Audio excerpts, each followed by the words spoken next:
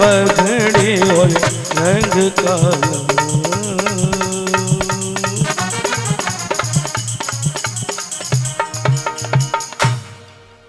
जीवो श्याम लाला, जीवो श्याम लाला, पीली तेरी पगड़ी रंग काला। पीली तेरी पगड़ी और रंग काला। महाराज ब्रज की गोपियां भगवान को आशीर्वाद दे रही है।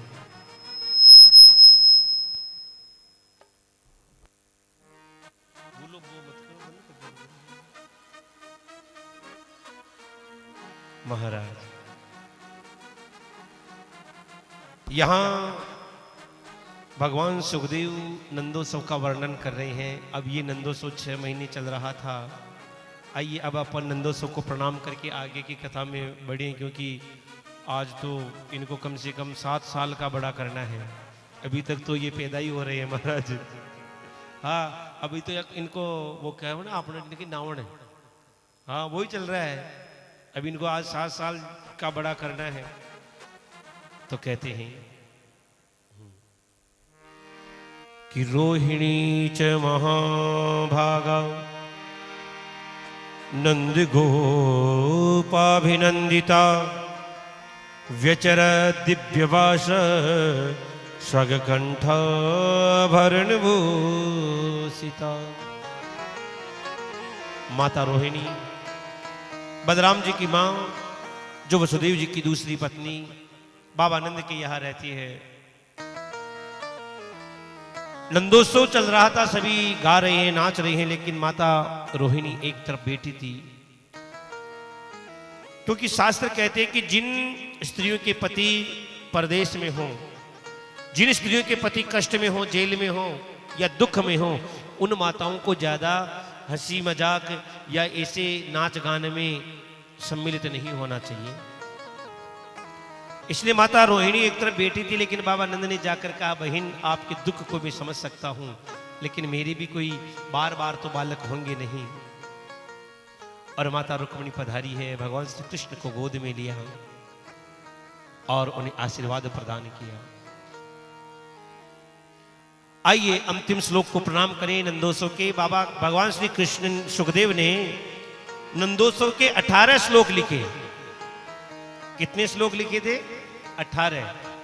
आइए आप हम सभी नंदोत्सव को प्रणाम करके आगे निकलते हैं। 18वां जो श्लोक है बड़ा गजब का श्लोक है कि तथ और अव्यनंदस्य ब्रज सर्व समृद्धिमान हरे निवासात्मक गुणे रमा क्रीडन भूनृपा। महाराज भगवान सुखदेव कहते हैं कि भगवान श्री कृष्ण ने जब से ब्रज में जन्म लिया है, तब से पूरे ब्रज में लक्ष्मी का ही नाच हो रहा है। चारों तरफ लक्ष्मी ही लक्ष्मी नाच रही है। सज्जनों, कैसे नाच रही है तो बताया है। अभी अभी अपन ने सुना था ना थोड़ी देर पहले कि बाबा नंद ने अपने घर में कुछ भी नहीं रखा, जो था सब लुटा दिया।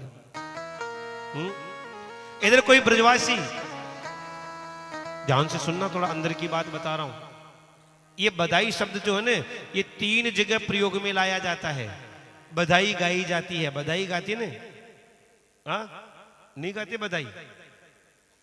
किन्हीं की यहाँ बालक हो जाए या शादी हो तो अपनी भाषा में उन्हें बधाई नहीं कह रहा, आप बधाओ के वहां, लेकिन बधाई सही शब्द बधाई है।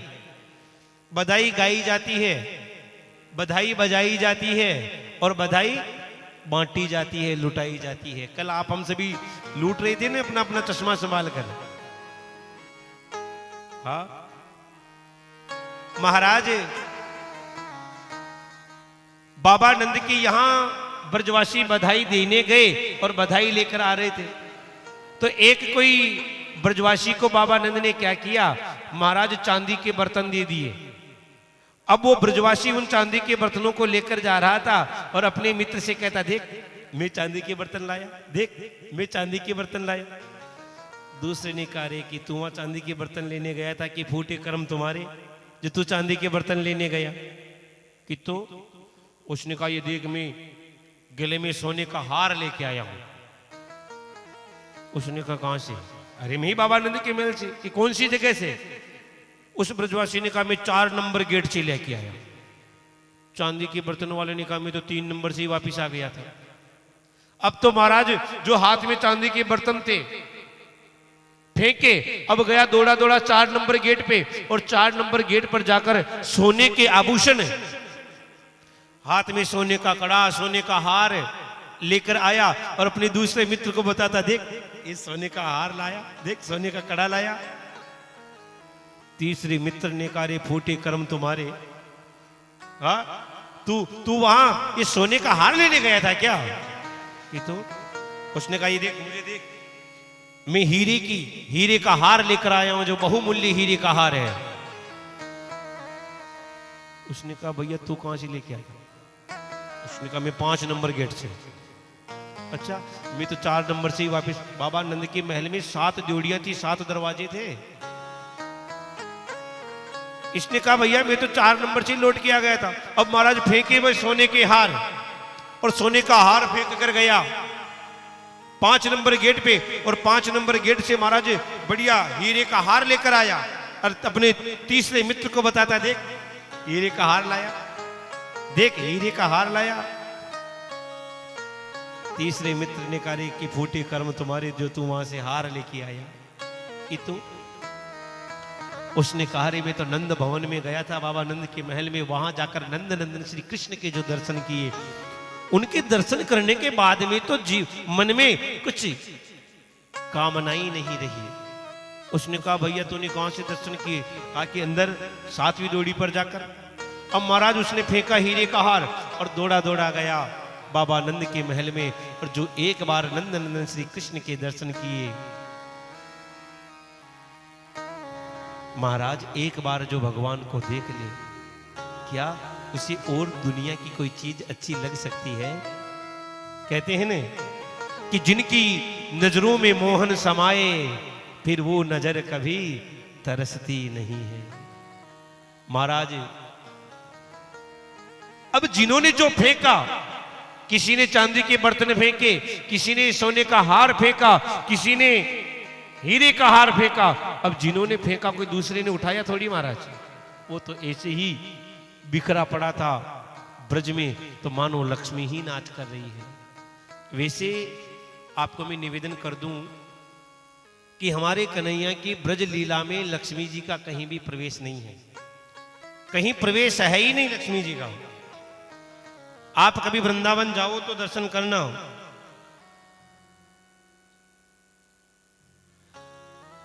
वृंदावन के बाहर, ब्रज के बाहर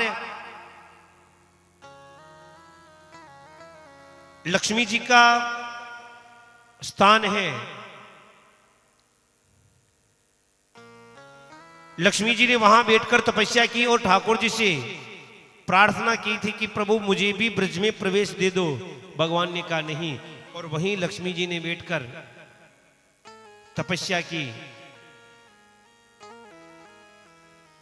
और आज भी लक्ष्मी जी का वहां मंदिर बना है। पूष के महीने में, पूष अभी माघ के महीने से पहले जो पूष गया ना, पूष के महीने में हर गुरुवार को वहां मेला लगता है। यमुना जी की परली, वृंदावन से परली पार है लक्ष्मी मैया का मंदिर। कभी मौका पड़े तो जाकर जरूर दर्शन करना। प्रेम से बोलो, थोड़ा जोर से बोलो ना जी। अब कन्हैया धीरे धीरे बड़े हो रही, अभी तो इनका जन्म ही हुआ। अब आज धीरे धीरे कन्हैया बड़े हो रहे हैं, तो आज कन्हैया हो गए 6 दिन के। कितने दिन के? 6 दिन के। और ब्रज की एक बड़ी मीठी परंपरा है कि जब बालक 6 दिन का हो जाए तब वहां बालक का छठी पूजन किया जाता है। क्या किया जाता है? हाँ, वैसे शास्त्र कहते हैं कि ब्राह्मण को 1 महीने का सूतक लगता है, जननांग सूतक 1 महीने का रहता है। क्षत्रिय को 18 दिन का सूतक लगता है, वैश्य को 12 दिन का सूतक लगता है, ऐसा शास्त्रों का नियम है। सही सूतक की शुद्धि तब जब मानी जाती है तब कूप पूजन हो जाता है। ब्रज में कूप पूजन से सूतक की शुद्धि मानी जाती है। कूप पूजन का मतलब जानते हैं? नहीं जानते? ते न करो जिद्दी बजे थे करो दे थे का न जानो। महाराज में सब जाना पण था नहीं बताऊं पीढ़ी में कहीं न बताऊं कहां मैं था न बताबा न लाया। चलो कोई बात नहीं। कूप पूजन कहते हैं, जैसे अपनी भाषा में अपन जिसे जलवा पूजना कहते हैं। पूजते कि नहीं पूजते हैं? 18 दिन बाद ही पूजते हैं ना, क्या पहले ही पूज लेते हो?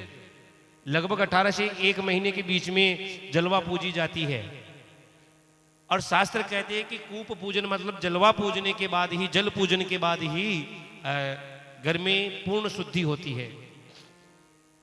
लेकिन ब्रज में 6 दिन का बालक हो जाए तो छठी पूजन किया जाता है, क्योंकि देवताओं की पूजा तो कोई भी कर ले, लेकिन अपने पितरों की पूजा तो कोई दूसरा नहीं कर सकता ने। इसलिए 6 दिन के बाद में घर में शुद्धि करके पितर पूजा तो प्रारंभ कर देते हैं। इधर कंस के यहां महाराज आपातकालीन मीटिंग चली शाम को ही कि भाई कल वो हाथ से जो कन्या छूट कर गई, अष्टभुजा देवी बनकर गई थी, और उसने कहा था ने कि तेरे को मारने वाला तो ब्रज में जन्म ले चुका है। अब ब्रज में कहां जन्म लिया ये नहीं बताया, तो क्या करें? एक राक्षस ने कहा महाराज कंस से कि महाराज एक काम करो ने, अपने जितने भी ब्रज में आज से लेकर 6 महीने के जो बालक हैं उन सबको मार दो। आज से लेकर 6 महीने के जितने बालक हैं सबको मरवा दो, तो आपका शत्रु भी उसमें मर जाएगा। कंस ने कहा भैया ऐसा करेंगे तो अच्छा नहीं रहेगा, क्योंकि प्रजा में विद्रोह भड़क जाएगा। कौन अपने बालकों को मारने देगा? जितने में महाराज कंस की एक मुंह बोली बहन थी, जिसका नाम था, क्या नाम था? पूतना। हाँ, ये पूतना महाराज कंस की मुंह बोली बहन थी। पूतना ने कहा भाई जी ये काम तो मैं कर दूंगी। कैसे? पूतना ने कहा भाई जी आपका ये काम मैं कर दूंगी, किसी को खबर भी, कानो कान खबर भी नहीं होने दूंगी। कंस ने कहा रे बहन करोगी तो कैसे करोगी? उसने कहा भाई साहब मैं एक काम करूंगी, मेरे स्तनों पर दूध लगाकर चली, वो जहर लगा के चली जाऊंगी, मेरे दूध पे जहर लगा के चली जाऊंगी, और आज से लेकर 6 महीने के जितने बालक हैं उन सबको मैं मेरा दूध पिलाऊंगी, और जैसे ही एक घूंट पिएगा सही आप पर कोई शंका भी नहीं करेगा और आपके शत्रु भी मारे जाएंगे। कंस ने कहा रे बहन पहले तो ये बता कि तुझे अपने घर में जाने कौन देगा? तेरे इतने इतने लंबे दांत हैं, इतनी इतनी लंबी तेरी जीभ है, इतनी मोटी मोटी तेरी आंखें हैं। पहली बात तो तुझे अपने घर में घुसने कौन देगा? और तू घर में घुस भी गई तो तेरे हाथों में अपने बालक देगा कौन? पूतना ने कहा चिंता मत करो ना, आजकल बड़ी दुकानें हैं, हाँ डेंटिंग पेंटिंग करवा के चली जाऊंगी, बढ़िया सुंदर बन के चली जाऊंगी, है ना महाराज आजकल तो। अरे महाराज बूढ़ी बूढ़ी को भी जवान दिखा देती हैं, प्रेम से बोलो जय श्री कृष्ण। और महाराज आज पूतना ने सुंदर ब्राह्मणी सा रूप बनाया और ब्राह्मणी का रूप बनाकर चली है ब्रज में। और ब्रज कितना बड़ा है? 84 कोश का। कहते हैं ना कि ब्रज 84 कोश में 4 गांव निज धाम, बरसानो अरु मधुपुरी गोकुल और नंदगांव। महाराज ये 84 कोश का ब्रज है। अब पूतना को कितने बालकों को मारना था जी? पूरे 84 कोश के बालकों को। भगवान ने सोचा रे कि ये पूतना मारने तो मुझे आ रही है, लेकिन मारेगी पूरी 84 कोश के बालकों को। इसलिए क्या किया भगवान ने? पूतना का मन बदल दिया और पूतना सीधी चलकर गोकुल आ गई। कहां आ गई? गोकुल। और आज गोकुल में भगवान श्री कृष्ण का छठी पूजन है, जिसे अपन अपनी भाषा में नावण कहते हैं। पूरी गोकुल की स्त्रियां, माताएं भगवान कृष्ण के छठी पूजन में बाबा नंद के महल में आई हुई है। अब इधर से आ गई महाराज पूतना ब्राह्मणी का रूप बनाकर गोकुल के बालकों को मारने के लिए। अब आप एक बात बताओ, जैसे उधर कोई बाराजी के गांव से कोई आ रहा हो और उसे कहे कि भाई पूरी नया गांव में जाकर सगरी का निमंत्रण देना है, क्या कहे? पूरे नया गांव में सगरी का निमंत्रण देना है, तो बताओ वो व्यक्ति उधर से आएगा तो वहीं से शुरू कर देगा या ठाकुर जी के गोपाल महाराज के मंदिर आकर शुरू करेगा? अच्छा, पहली मंदिर आई, हाँ आणु ने मंदिर ही पीड़ी कहाँ मग मंदिर जू। अरे महाराज वो मंदिर आए तो आधो गांव छूट जाए, ऊ दे की गड्डी नमटा तो चलो बच्चे मंदिर दीनू टेडी नु निकल जाओ पहला वार्ड आगो। हाँ अगरी को नु तो देनो, कोई मंदिर ही थोड़ी देनो, उन्हें तो आका गांव में देनो ने। अपने अठा को नियम तो था का आए भी माँ का गांव तो ना आवे भाई वगैरह से आ रहा है। अब वो देखेगा भी वहां जाकर दूंगा तो आधा गांव इधर का छूट जाएगा, इसलिए वहीं से निपटाता ही चलूं। अब महाराज पूतना आई है भगवान कृष्ण को मारने के लिए। अब बाबा नंद जो है ब्रज के राजा हैं और बाबा नंद का महल गोकुल के बीचों बीच है। अब भगवान ने सोचा कि अगर पूतना मोशी वहीं से शुरू हो गई मारने के लिए, तो जब तक मेरे घर आएगी, मेरे पास आएगी, तब तक तो आधे गोकुल के बालकों को मार देगी। और अभी से लेकर जो 6 महीने के बालक हैं वही तो बड़े होकर मेरे मित्र बनेंगे, और उनको अगर मोशी ने मार दिया तो फिर मेरे साथ कौन खेलेगा? इसलिए भगवान ने क्या किया, पूतना का मन बदल दिया। और महाराज इधर ब्रज की गोपियां सज धज के जा रही थी ना जी, उन गोपियों के साथ में महाराज ये पूतना भी हो गई। बाबा नंद के महल में आई मैया यशोदा ने देखा, अरे ये ब्राह्मणी कौन आई है? अब ब्राह्मणी है तो प्रणाम किया, और प्रणाम करके मैया यशोदा ने पूछ लिया, मैया ने पूछ लिया कि अरे बहन आप कहां से पधारी हैं? आज से पहले मैंने आपको गोकुल में कभी नहीं देखा है। पूतना ने देखा, अरे पकड़ में ना आ जाए। पूतना ने बात संभाली, कहा महाराज अरे देवी, अरे बहन कैसे देखोगी, मैं तो पहली बार गोकुल में आई हूं। अच्छा तो आप कहां से पधारी हैं? तो पूतना कहती रही, नंदरानी तू नहीं जानती, तुम्हारे यहाँ के जो पंडित जी है ना, उनके बुआ सास के, मौसी ससुर के, मामी ससुर के बेटे की बहू हूं मैं। अच्छा। पूतना कहती कि मैंने सोचा, मैं देखो गोकुल आई गई हूं, मैंने सोचा कि भाई नंद बाबा के बालक हुआ है, यशोदा जी के लाला हुआ, तो क्यों ना मैं भी आशीर्वाद दे दूं। मैया ने कहा नहीं आपने अच्छा किया है, आशीर्वाद दो। अच्छा नंदरानी बता तेरा लाला कहाँ है? मैया यशोदा ने कहा बहन वो उधर पलने में सो रहा है, भगवान श्री कृष्ण का छोटा सा पलना लगा रखा था और कन्हैया को वहां सुला रखा है। अब महाराज ब्रज की एक बड़ी मीठी परंपरा है, आज भी ब्रज की माताएं घूंघट बड़ा लंबा लगाती है। हाँ घूंघट तो अपने इधर भी लगाते हैं ना महाराज, आजकल के घूंघट से तो भगवान बचाए, बुरा मत मानना मेरी बात। हाँ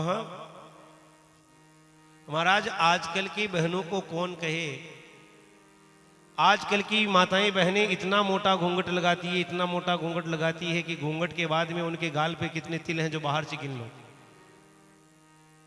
हाँ सत्य कह रहा हूं, प्राचीन भारत की हमारी माताएं, पुरानी माताएं जितना मोटा ओढ़ना ओढ़ती थी ना, जितनी मोटी उनकी चुंदड़ी होती थी, ओढ़ना होता था ना, उतनी मोटी तो आजकल की बहनों की सोल होती है। प्रेम से बोलो जय श्री कृष्ण। नहीं मैं था कि नहीं कह रही हूँ, हाँ कत्ता ही नहीं कह रही हूँ।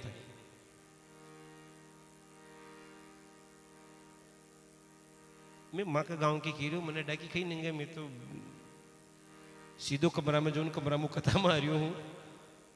प्रेम से बोलो जय श्री कृष्ण।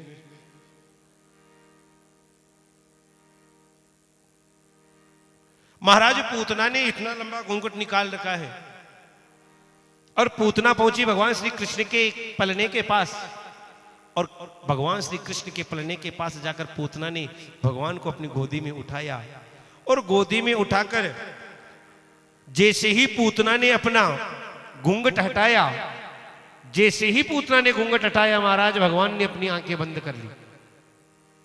क्यों? क्यों जी? भगवान ने अपनी आंखें बंद क्यों की? क्या पूतना को देखकर भगवान डर गए थे? क्या कारण है?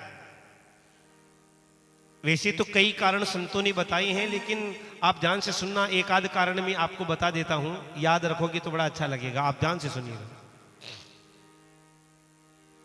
पहला कारण,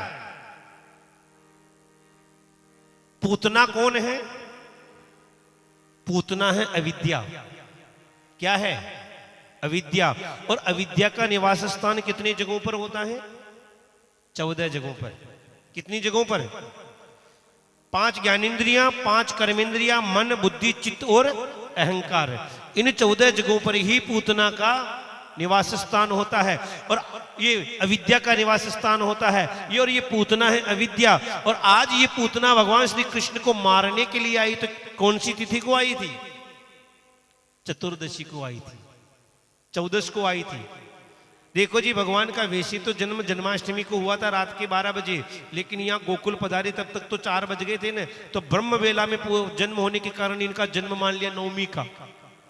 तो नवमी से गिनो, नवमी, दशमी, एकादशी, द्वादशी, त्रयोदशी और चतुर्दशी। महाराज 14 को मारने के लिए आ गई थी ये पूतना। भगवान ने सोचा रे कि ये है अविद्या और मेरी आंखों में है सूर्य और चंद्रमा। अब एक बात बताओ, क्या कभी सूर्य के सामने अंधेरा टिक सकता है क्या? क्या भगवान के सामने अविद्या टिक सकती है क्या? इसलिए भगवान ने अपनी आंखें बंद कर ली। प्रेम से बोलो, थोड़ा जोर से बोलो ना। दूसरा कारण, भगवान ने मन में सोचा रे भाई जान नहीं पहचान नहीं, ये यहां क्यों आई, कौन है? भगवान ने आंख बंद करके पता किया तो ये पूतना जो थी महाराज और कोई नहीं।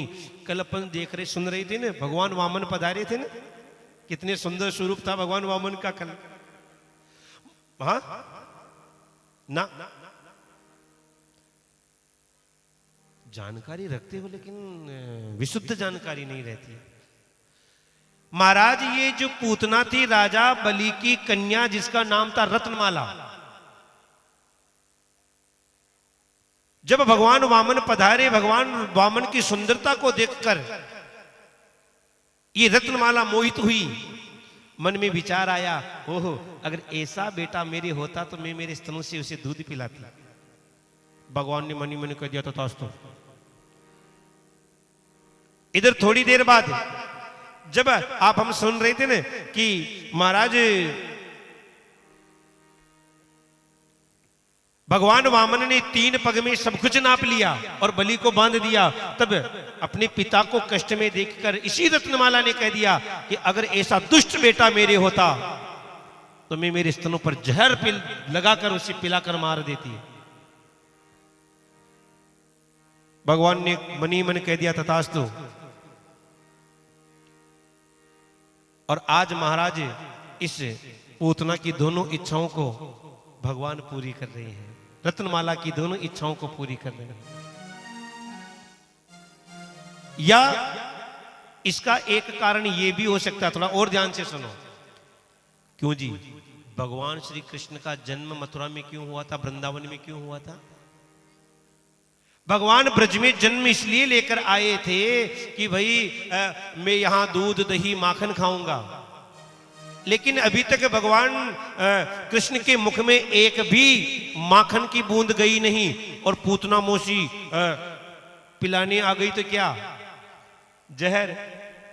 भगवान ने मन ही मन विचार किया होगा, देखो जी मुझे तो जहर पीने का अभ्यास नहीं है ना जी, जहर पीने की आदत नहीं है। तो शायद मन ही मन भगवान भोलेनाथ को याद किया होगा, क्योंकि इनको जहर पीने का अभ्यास है ना। कल पूरा हलाहल कालकूट विष पी गए थे ना जी।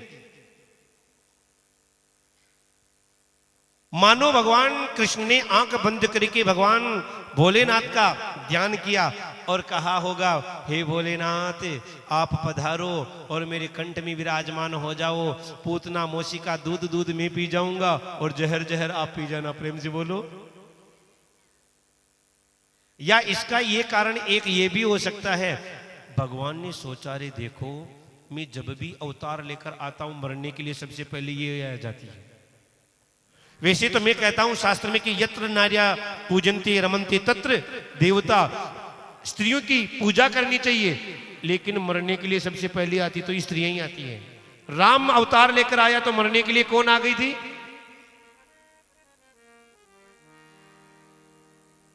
हाँ, रामावतार में भगवान राम ने सबसे पहले किसी को मारा था तो वो थी ताड़का, और कृष्णावतार में भी मरने के लिए आ गई पूतना। क्यों? क्योंकि ये अविद्या है और भगवान को अपनी लीलाएं दिखाने के लिए सबसे पहले अविद्या का ही नाश करना पड़ता है।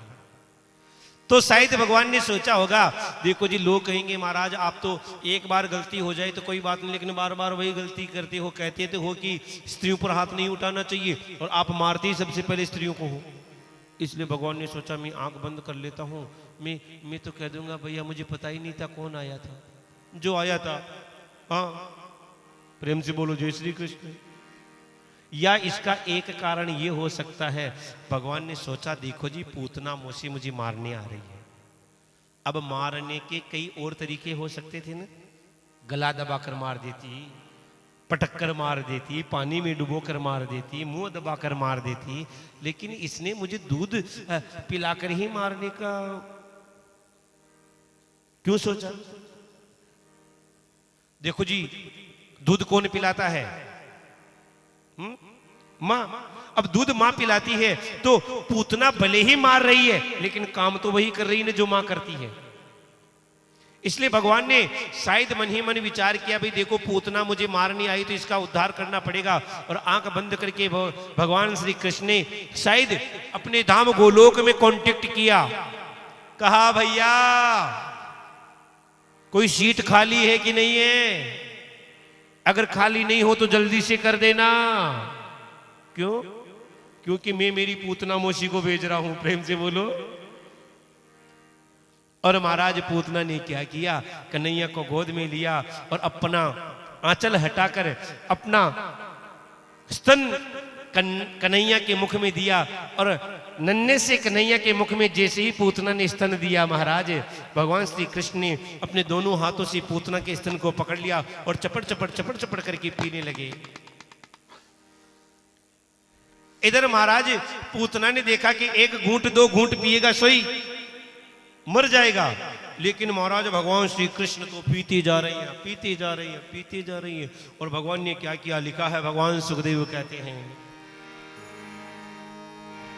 कि तस्मिन् स्तनं दुर्जर वीर्यमुल्वणं घोरांगमादाय शिशोर्ददावत् गाढ़ं कराभ्यां भगवन् प्रपीड्य तत् प्राणैशमं रोष समन्वितो पिबत। भगवान ने क्या किया, तो लिखा है कि गाढ़म कराभ्याम भगवान प्रपीड्य तत्, भगवान ने अपने दोनों हाथों से पूतना के स्तन को पकड़ा और महाराज प्राणैशमं रोष समपिबितो, भगवान ने पूतना के स्तन के साथ दूध के साथ साथ प्राणों को भी खींचना प्रारंभ कर दिया। अब जैसे ही पूतना के प्राण खींचने लगे, कष्ट होने लगा, पूतना कहने लगे अरे छोड़, अरे छोड़, अरे छोड़। पूतना कहती है छोड़ छोड़, भगवान कहते मौसी जी हमें तो पकड़बो ही आवे, छोड़बो तो आवे ही ना। जिसको एक बार पकड़ देते फिर उसको तो ठिकाने लगा के ही छोड़ते हैं। प्रेम से बोलो। क्योंकि भगवान का एक नाम है अच्युत। क्या नाम है? अच्युत का मतलब कभी किसी से दूर नहीं होते। भगवान कहते हैं कि एक बार जिसके हम पास आ जाते फिर तो दूर होते ही नहीं है। पूतना मन में विचार करती रही, ये मरता ही नहीं है तो बूढ़े बाबाओं जैसे बात करता है। और महाराज पूतना के जब प्राण खींचने लगे, और जैसे ही पूतना के प्राण खींचने लगे, पूतना को कष्ट होने लगा, पूतना चिल्लाने लगी छोड़, मुंच मुंच मुंच। और महाराज जैसे ही भगवान पूतना को पीड़ा होने लगी, पूतना भूल गई थी कि मैं ब्राह्मणी बनकर आई, पूतना का असली रूप हो गया। और महाराज पूतना दौड़ने लगी, किधर? मथुरा की तरफ दौड़ने लगी और एक क्षण ऐसा आया कि भगवान ने पूतना के दूध के साथ प्राणों को खींच लिया और पूतना के प्राण पखेरु उड़ गए और पूतना धड़ाम से जमीन पर गिर पड़ी। पूतना धड़ाम से जमीन पर गिरी तो थी, लेकिन कैसे?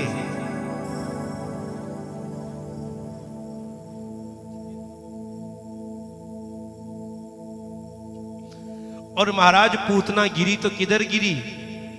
आगे की तरफ नहीं, पीछे की तरफ गिरी। अगर आगे की तरफ गिर जाती तो महाराज छाती पर तो कन्हैया थे, कन्हैया नीचे दब जाते कि नहीं दब जाते? महाराज पूतना का प्राणांत हो गया। इधर ब्रजवासियों ने देखा रे कि कन्हैया को लेकर वो राक्षसी चली गई, दौड़े दौड़े पीछे पीछे गए तो जाकर देखा कि मथुरा के रास्ते पर मरी पड़ी है। और मरी पड़ी तो भी कितनी बड़ी? पूतना का शरीर कितना बड़ा है, ध्यान से सुनना। कि चोरनयामास राजेंद्र महदा महदा सीधमद्भुजम। महाराज पूतना का शरीर 3 गभ्युति का था। कितनी गभ्युति का? 3 गभ्युति। एक गभ्युति में 2 कोष होते हैं, मतलब 6 कोष का पूतना का शरीर था। कितना बड़ा हो गया? एक कोष में 3 किलोमीटर होते हैं, मतलब 18 किलोमीटर का शरीर था। और यहां से केकड़ी से भी और आगे। केकड़ी कितना किलोमीटर यहां से? 18 ही है। उतना वास्तव में नाप नहीं बढ़ाई थी। आहा, आज सुबह ही चल रही थी चर्चा की। मैंने कहा 14 किलोमीटर, कोई कहता है 20 किलोमीटर, कोई क्या कहता है, तो मैंने जानकारी करने के लिए पूछ लिया भी कितने किलोमीटर है। अब महाराज पूतना का 18 किलोमीटर का शरीर, जितने बाग बगीचा थे, भगवान सुखदेव कहते हैं कि चूर्णयामास राजेंद्र।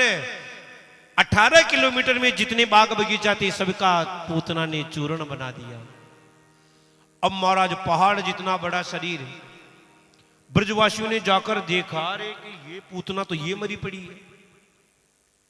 एक ब्रजवासी ने कहा रे भैया एक बात बता, ये पूतना मरी तो मरी कैसे? पूतना मरी तो मरी कैसे? एक ने कहा तुझे पता नहीं है, जल्दी जल्दी में दौड़ रही होगी ना, ठोकर खा गई, ठोकर लगने से गिर गई, पड़ती ही मर गई। बूढ़े ब्रजवासी ने कहा भैया ठोकर लगने से व्यक्ति गिरता है तो वो मुंह की तरफ गिरता है। हाँ, ठोकर लगने से तो यूं गिरेगा, पीछे थोड़ी गिरेगा। अपने पटेल जी जैसे एक बूढ़े ब्रजवासी ने कहा मैं बताऊं कैसे मरी? कि हाँ बताओ। वो कहते हैं कि जैसे ये पूतना, वो ब्रजवासी कहता है कि जैसे ये पूतना कन्हैया को लेकर जाने लगी, मैं हनुमान दादा का पक्का भगत हूं न, इसलिए मैंने हनुमान चालीसा का पाठ प्रारंभ कर दिया। और जैसे ही मैंने हनुमान चालीसा का पाठ चालू किया तो मेरे हनुमान दादा ने धर दिया रांड के माथे पर धमुकरा, और हनुमान दादा का धमुकरा धरने से मर गई। एक ब्रजवासी ने कहा भाई मर गई जो तो मर गई, लेकिन रास्ता मथुरा वाला रास्ता भी तो जाम कर गई। हाँ, अब मथुरा जाना है तो 18 किलोमीटर का चक्कर काट के जाओ, तो क्या करें? दूसरे ब्रजवासी ने कहा एक काम करो ने, इस पूतना को यमुना जी में बहा दो।